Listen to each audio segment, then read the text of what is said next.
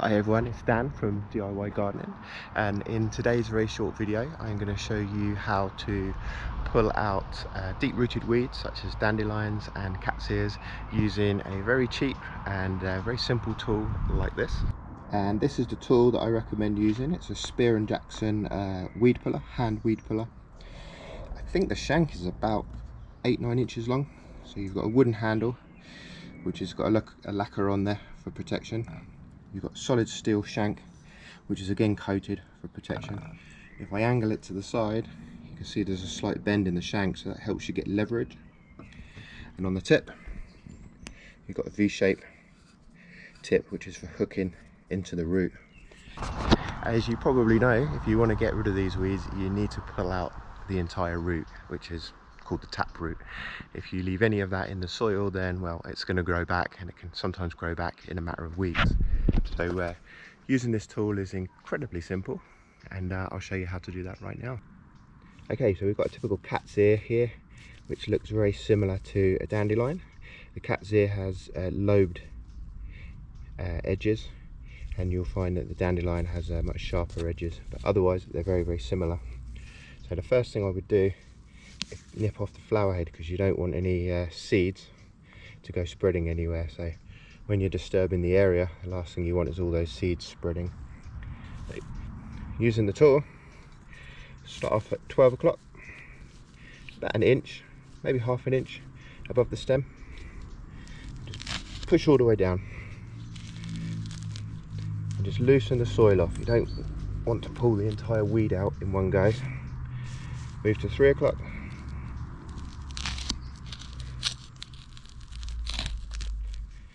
And then 6 o'clock.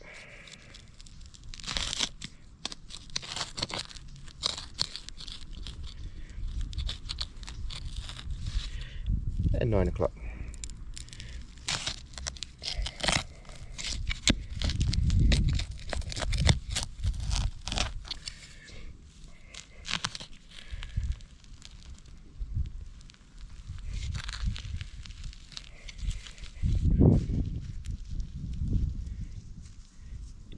There we go, the root and the taproot pulled out.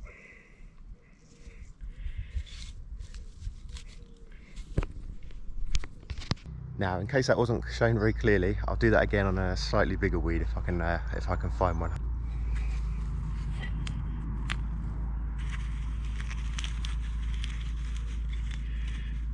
Okay. 12 o'clock.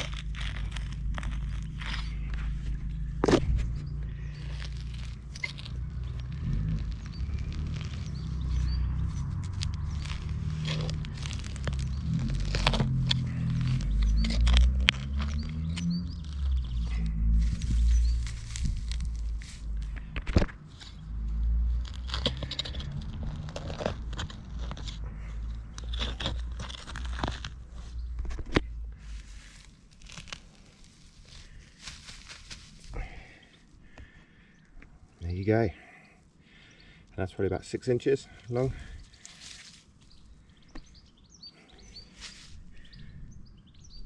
Let's take a closer look at the weed and see what you're up against. Well, this bit on the right hand side is the root, which is going along probably about 6 inches. As you can see, I've managed to get all of that out without leaving any of that in. So this won't grow back at all. There's no chance of that growing back. If you leave even a centimetre of that in the ground, well, that will grow back.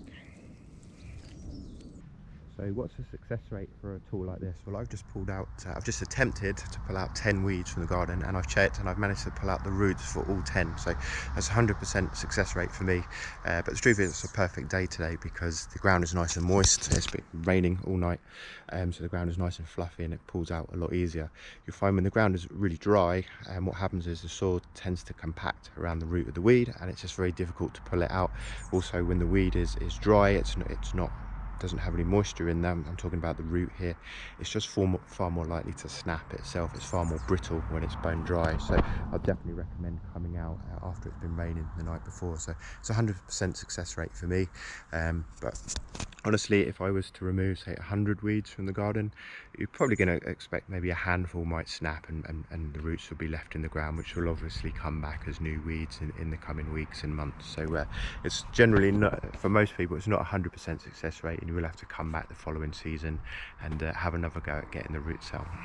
Now, I have put a link in the description so you can go and see this tool on Amazon. It's got some great reviews, and I think it's thousands of reviews on there for this tool.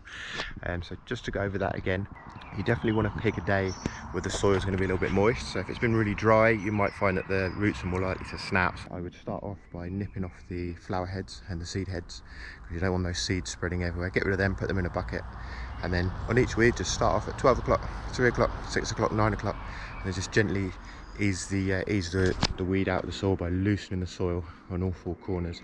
Don't be tempted to put your hands in there and just pull the weed out, because it will likely snap on the neck.